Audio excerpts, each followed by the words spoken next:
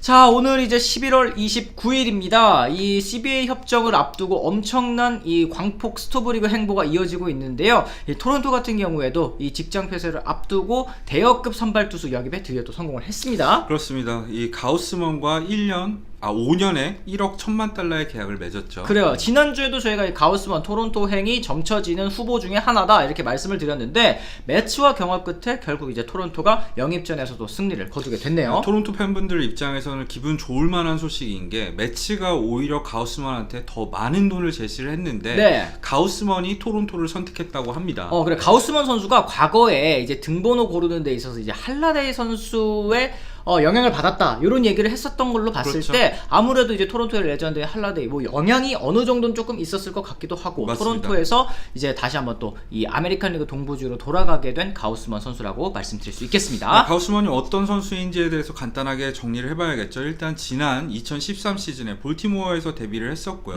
이때 당시부터 구위가 굉장히 좋은 선수로 정평이 나 있었죠. 맞습니다. 하지만 이 잘했던 시즌도 분명히 있었어요. 하지만 이제 피홈런, 장타, 여기 뭐 이제 캠든 야즈가 워낙에 타자 친화 구장이다 보니까 이 가우스먼 선수도 굉장히 좀 부진을 겪다가 결국에 2018년 애틀란타로 트레이드가 됐고, 그렇죠. 근데 애틀란타로 트레이드돼서도 2019년에 평균 자책점이 6점대가 넘으면서 결국에는 방출이 됐었습니다. 네, 웨이버드에서 신시내티로 이적했지만 그 시즌에도 못했고, 결국에는 자이언츠와 1년 900만 달러의 계약을 하고 단년 계약 이후에 또 이제 부활을 했고, 퀄리파잉 오퍼까지 받으면서 2년 연속으로 자이언츠에서 정말 좋은 훌륭한 성적을 기록을 해줬죠. 특히 올 시즌 성적이 굉장히 좋았습니다. 33경기에 선발 등판해서 192이닝이나 소화를 했었고요. 네. 14승 6패 평균 자책점은 2.81밖에 되지 않았습니다. 그런데 무려 삼진을 227개나 잡았어요. 여기에는 역시 메이저리그 최고 수준의 스플리터가 큰 역할을 했죠. 맞습니다. 내셔널리그 서부지구 우승의 주역이라고 할 수 있겠고, 이제 팀의 에이스로 활약한 가우스먼 선수가 다시 한번 이제 아메리칸 리그 동부지구, 사실 이 토론토 블루제이스가 베리우스 선수와 연장계약 7년 연장계약을 맺었지만 레이와 마츠가 모두 다른 팀으로 이적할 게 유력시 되는 상황에서 그렇죠. 선발 보강이 반드시 좀 필요한 상황이었잖아요. 네, 일단 로비 레이를 영입할 수도 있었겠지만 토론토의 선택은 결국에는 가우스먼이었고, 여기에는 레이 선수의 올 시즌 성적이 다소 좀 리스크가 있다. 그러니까 피홈런이 일단 33개로 너무 많았었고, 그런 장타에 대한 이슈뿐만 아니라 제구가 과연 올 시즌 수준을 유지할 수 있을까 하는 물음표가 있는 상황 속에서 가우스먼에 대한 인기가 메이저리그 구단들 사이에서 굉장히 높았었거든요. 네.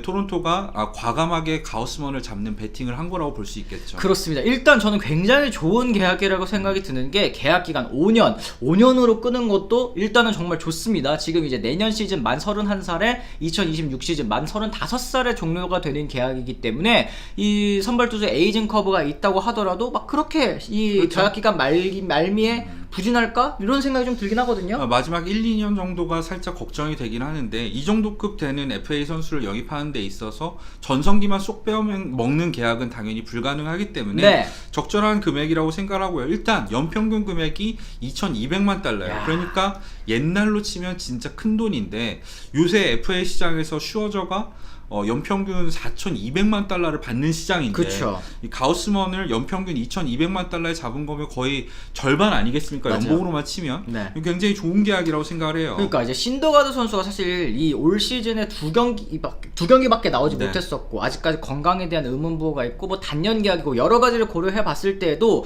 2,100만 달러는 너무 비싼 가격이다 이런 얘기를 저희가 전에 드렸었잖아요. 맞아요. 하지만 이미 검증됐고 올 시즌도 잘한 가우스먼 선수가 2,100만 달러, 이 벌렌더 같은 경우에도 2,500만 달러, 뭐 1+1까지 하면 5천만 달러를 받는 세상에서 2,200만 달러의 연평균, 이 금액은 너무 저렴하다, 그렇죠. 해자다. 또 하나의 이유가 있습니다. 이 가우스먼은 올 시즌을 앞두고 퀄리파잉 오퍼를 수용을 했었죠.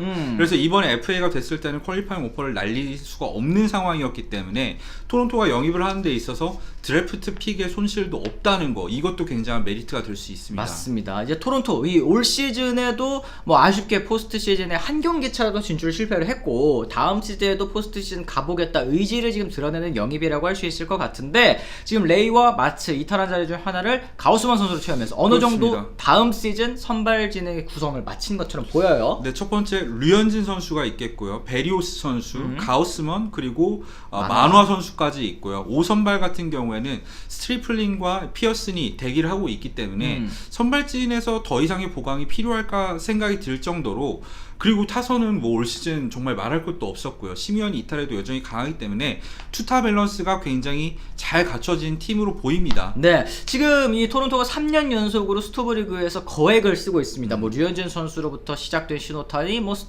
스프링어 선수, 그리고 이제 가우스먼까지, 베리오스까지 이어지고 있는 그런 상황인데, 어쨌든 이 토론토가 다음 시즌에도 포스트 시즌에 도전하기 위해선 이 불펜 보강도 사실 좀 필요하거든요. 지금 일단 이미 가르시아와 2년 계약을 맺긴 했었잖아요. 네. 1100만 달러의 계약을 맺긴 했는데, 이미 가르시아가 잘 던지던 시기도 분명히 있었어요. 특히 저는 다저스에서 데뷔한 시즌 성적을 잊질 못하거든요. 문제는 이 선수가 들쭉날쭉 기복이 연도별로 너무 심했잖아요. 네. 그런 측면에서 봤을 때 다소 불펜 보강이 이것이 끝이라면 좀 아쉽다는 생각이 듭니다. 필승조로 사용하기에는 다소 불안한 선수이기 때문에 그렇죠. 추가적인 불펜 영입이 있어야 될 것 같다. 뭐 시장에 이제 불펜 투수들이 많이 없어진 상황이긴 하지만, 어쨌든 토론토가 불펜 보강, 이것도 투수진 보강을 위해서는 반드시 필요한 그런 과정이라는 생각이 듭니다. 정말 필요하다고 생각이 들 경우에는 라이셀 이글레시아스를 영입하는 것도 한 가지 방법이 될 수 있어요. 퀄리파잉 오퍼를 받긴 했지만. 추가적으로 토론토가 어쨌든 시미언 선수와는 결별을 하게 됐습니다. 네, 시미언이 7년 동안 1억 7,500만 달러나 받고 텍사스로 갔는데, 사실 이 돈을 토론토가 맞춰줄 수는 없었을 것으로 보여요.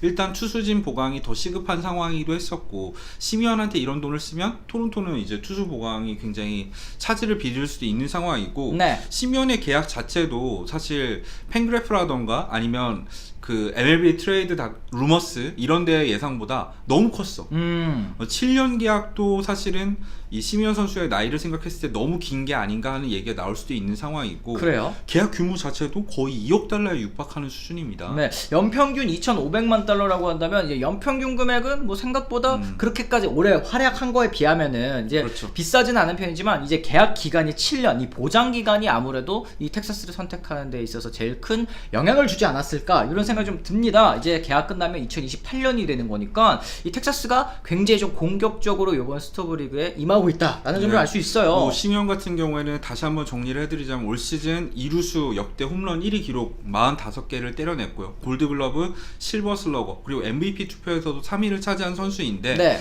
텍사스가 영입한 이유는 이제 에드리안 벨트레가 나가고 나서 이제 라커룸 리더를 할 선수가 없는 상황 속에서 시미언이 워낙에 성실하고 리더십이 있는 선수다 보니까 젊은 선수들을 이끌어주는 바람도 작용한 계약이라고 하더라고요. 맞습니다. 이 텍사스가 이 시미언 선수 영입 외에도 이제 콜 카론 외야수죠. 이 선수와 1년 520만 달러, 그리고 존 그레이 선수와도 4년 5,600만 달러 이제 선발진 보강까지도 성공을 했는데, 어쨌든 텍사스 레인저스가 지금 뭐 커쇼와도 연결이 되어 있고, 아니면 뭐 시거, 코레아, 아니면 뭐 이런 유격수들도 영입할 수 있다, 이런 얘기들이 나오는 걸로 봤을 때 좀 공격적으로 임하고 있다. 이거는 지난해 역시 새 구장을 개장한 영향이 있을 것 같아요. 그렇습니다. 그리고 실제로 관중들도 많이 들었었는데 성적은 2년 연속 처참했잖아요. 네. 그런 상황에서 텍사스도 충분히 돈을 쓸 수 있는 구단이기 때문에 과감한 투자를 통해서 그래도 이제 5할 이상의 승률을 맞추려고 하는구나. 다만 아쉬운 부분이 있다면 이번에도 타선 보강에만 초점이 맞춰져 있다는 거예요. 텍사스의